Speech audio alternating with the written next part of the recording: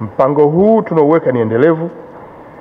Mpango huu unakwenda kurahisisha wajasiriamali kufanya shughuli zao, na fursa hizi ambazo leo tutakuja kuzifungua kwao, tunatarajia sana watazitumia vizuri, na wanapokwenda kuzitumia vizuri, tunategemea sasa kipato cha mtu mmoja mmoja, jamii inayokuzunguka, halmashauri yako, wilaya na mkoa na taifa itakuwa imeongezeka.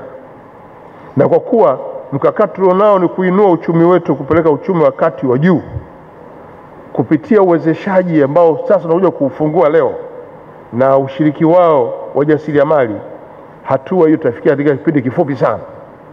Serikali kupitia halmashauri, wilaya, toeni msukumo wa kuhamasisha na kusimamia uanzishwaji wa usajili wa vikundi mbalimbali vyenye mwelekeo wa ushirika kwa wajasiriamali hawa, ili waweze kufikiwa kwa urahisi. Wafikiwe katika kupata mitaji, wafikiwe katika kupata elimu ya matumizi ya mitaji hiyo, wafikiwe katika kutambua changamoto zao na kuzitatua kwa haraka. Mmoja mmoja huko unaishi kule Mwenge, si rahisi kukujua, lakini kama kikundi ni rahisi kuwafikia na kuwajua. Kwa hiyo nendeni mkajisajili kwenye mifumo ya kidigitali na vikundi vyenu, serikali wafikie kwa wilaya na halmashauri. Fuatilieni kwa karibu mwenendo wa biashara zao, mwenendo wa ujasiriamali wao, waweze kutatuliwa changamoto zao, waweze kutatuliwa kero zao, ili muone kama je, tunapata ufanisi au la. Nataka niwahakikishie hakutakuwa na fedha itakayokwenda nje ya malengo yako. Umeomba mtaji wa milioni 100 zitaenda kwenye biashara yako, milioni 50 zitaenda kwenye biashara yako. Na wakurugenzi mnisikie, mna mikopo nyie ya 10%. Anapata milioni 5, aondoke na milioni 5 yake.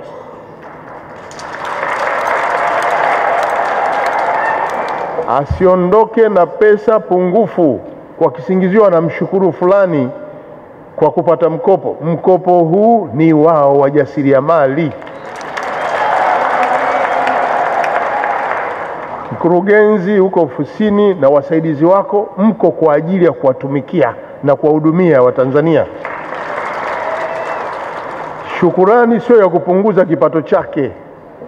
Atakuja kushukuru atakapofanikiwa.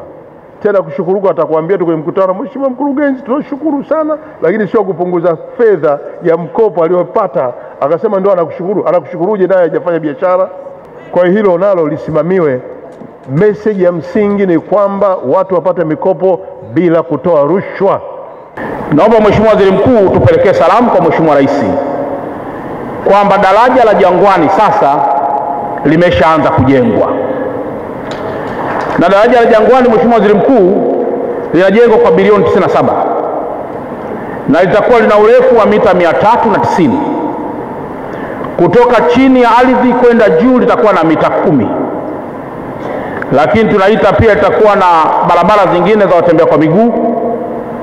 Lakini litakuwa pia na cables ambazo wengi huwa mnadhani ni mapambo, mkiangalia kama ile daraja la Tanzanite. Na Waingereza wanasema all forces of the bridge is subject to cables. Mheshimiwa Waziri Mkuu, Dar es Salaam tumekuwa na tatizo kidogo la maji. Sisi hapa Dar es Salaam tunafanya production ya almost lita milioni 596. Na mahitaji yetu sisi ni almost lita milioni 540. Ukienda Ruvu juu na ukienda Ruvu chini hakuna kabisa tatizo la maji. Tatizo linaanzia wapi? Kuna mtambo mikubwa ya kusukuma maji ambayo ilipata hitilafu.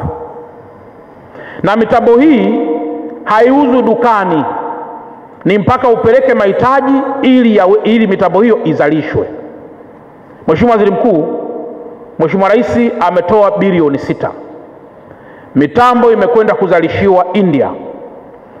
Na mitambo hiyo, Mheshimiwa Waziri Mkuu, tayari imekwisha fika hapa Dar es Salaam.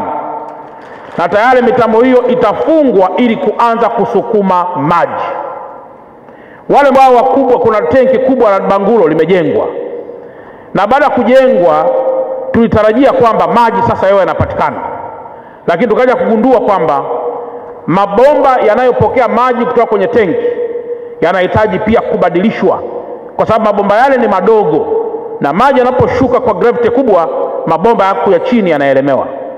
Ninayo taarifa kwamba DAWASA tayari wanaanza kushughulikia tatizo hilo haraka iwezekanavyo, ili watu walioko kule Kinyerezi Segerea, watu walioko Pugu na Pugu stesheni, watu walioko Ukonga waweze kupata maji, pamoja pia na watu wa Kibamba waweze pia kupata maji hayo kwa haraka mkubwa sana.